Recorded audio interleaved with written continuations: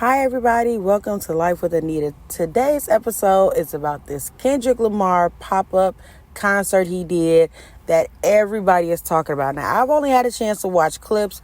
I didn't get a chance to be there, but I will say, okay, we've had so many diss tracks in hip-hop history, from like the Tupac Hit 'Em Up and, we had the Nas Ether.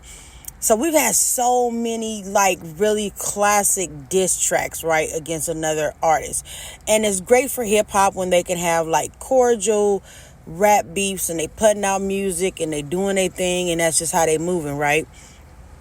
Well, Kendrick Lamar has, I will say for the current times, Kendrick Lamar took the cake, okay? Because I didn't expect They Not Like Us. When he released it, I was hearing snippets and bits and pieces, and I was all over the internet. And, I'm big on social media, and so people were like, hey, did you see that? Did you see that? And, talking to my friends, they were like, oh, man, you got to hear this, right? And so, I keep up with hip-hop, but I don't keep up with hip-hop like that, especially when it's the artists beefing and stuff like that. But, that's just hip-hop, what part of the culture is. So I go and I listen to the full song from Kendrick, Not Like Us. And when I tell you, that was like a song, when you listen to it, the words, what he's saying is going on and what the shots he's sending, right? You can't help but be like, oh my God, right? Now, whether it's true or not in a diss track, all you hear is this stuff that you like, OMG. But I have to give my hats off to Kendrick Lamar because, listen, he has everybody from TikTok to Facebook to Instagram, learning how to dance. They got dances to it. I mean, the song is very catchy. Now, if you think about diss track and you put it into the diss track thing where you're like, okay, cool, let me rate this as a diss track. Now, I'm going to have to give him about a 10 or an 11 on this one because it's catchy. It's the most disrespectful stuff you can say in a diss track when you dissing somebody and y'all in a battle, right? And I ain't gonna lie. When you get upset or if somebody is constantly doing something to you or they constantly coming at you, and maybe I think Kendrick felt like Drake came at him a little too much and he was like, you know what? I ain't got time for this. Let me just hit the studio, give me a beat that I know go catch everybody's attention, and I'm just going to say some stuff that, hey, you don't know Drake. You don't know his people. You don't know what's true and what's not true, is what Kendrick Lamar has said in this song, right?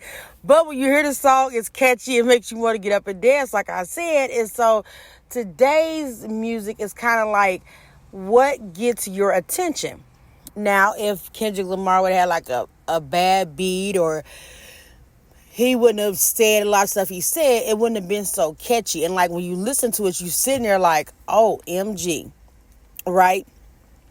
Because it's one thing to hear the beat, okay? The beat is catchy or Not Like Us.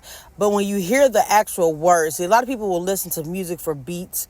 They don't listen to it for actual words and what's being said. So when you listen to the actual words being said in Not Like Us, it will have you sitting there ooh, this remind me of the Tupac Biggie days when they had their rap beef. And this remind me of the days when Jay-Z and Nas had theirs and Nas dropped Ether. And everybody was like, oh, man. It's listen to the words in Ether and how those words were and how that song hit. Listen to the Tupac Hit 'Em Up, how that hit. When it's really about the hip-hop culture. And a lot of people can be judgmental and why did he say this and why did he say that? Listen, in hip-hop, culture is culture. When you can have two artists make tracks and it's going to sell records and it's for the culture and it's what hip-hop is, you can do nothing but congratulate Kendrick Lamar for being extremely strategic. He found a beat. He knew what to say that was going to get people talking, people constantly wanting to hear what he had to say. Now, he did the Kendrick and Friends pop-up show. I mean, everybody was out there. Listen, and y'all know Russell Westbrook. If y'all know him, y'all know. Russell Westbrook know every dance on point. I mean, you would think he was into dance. He was a dancer more than a basketball player. But it's actually pretty cool and nice and funny to see a lot of times because Russell Westbrook ain't going to miss a trend to save his life. Okay, so he was at the concert on stage last night, dancing, having a good time, just bringing a great energy. But I will say that even to see Dr. Dre, like, Dr. Dre done been in some beefs too, when they was doing, rap battles and stuff back when he had his music out and he was going like that. And just to see him introduce the song to come on, it's like, whoa.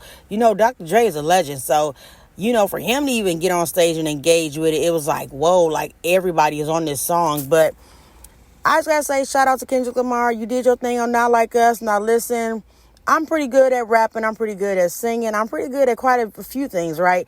But if I was gonna make a diss track, listen. I'm going to call you Kendrick Lamar, okay? Listen, I'm calling Kendrick Lamar, people. If y'all hear, listen, I want y'all to hear me good, okay? I'm calling Kendrick like, Kendrick, I need the person who made your beat, and I need you to get in there and ghostwrite for me, okay? Now, I probably really don't need Kendrick Lamar to ghostwrite me, that was a joke. Because I'm pretty good with my lyrics. I got bars myself. But I will say the Kendrick Lamar pop-up show where he had all these people on stage, these artists, they was all coming out jamming. And mind you, he didn't do the song Not Like Us once, y'all. He did it 5 times, okay? He did it 5 times. And the crowd went crazy every time off this song. That's how you know a person has strategically made a classic, permanent classic diss track. So, it was an amazing show from all the clips I got a chance to watch. I have to give my hats off because I never really listened to Kendrick Lamar like that, but I have recently started listening to him since this whole diss track came out that nobody can stop talking about. And as you guys know, I'm a content creator, I'm a podcaster, and so I'm an interviewer, and people come to me like, hey, did you hear this? And what's your take on that? Give us a review, talk to us. And a lot of people want to know my insight because I'm a very educated person. And so, I just love to just speak about stuff that I know and give my take because, I'm pretty good at judging things. I'm pretty accurate when I'm, reading through stuff. So basically, in so many words, Kendrick, you did your thing for the West Coast. Proud of you. Thank you for everybody for tuning into Life with Anita episodes. I love the fact that I'm seeing so many views go up for my podcast.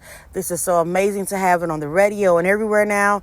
I am so, so happy. So you guys keep running up those numbers on my Life with Anita podcast on all platforms. Thank you guys for tuning in. And this has been my episode to talk about the Kendrick and Friends pop-up show. It was truly something to watch. The energy, you felt it, even though you weren't there, you felt it through the screen. So I just want to say, West Coast, y'all did y'all thing. Kendrick Lamar, you did your thing. Thank you guys for tuning into Life with Anita. I will be back tomorrow with a whole nother episode. You guys have an amazing and awesome and positive day filled with happiness and peace, healing, and joy.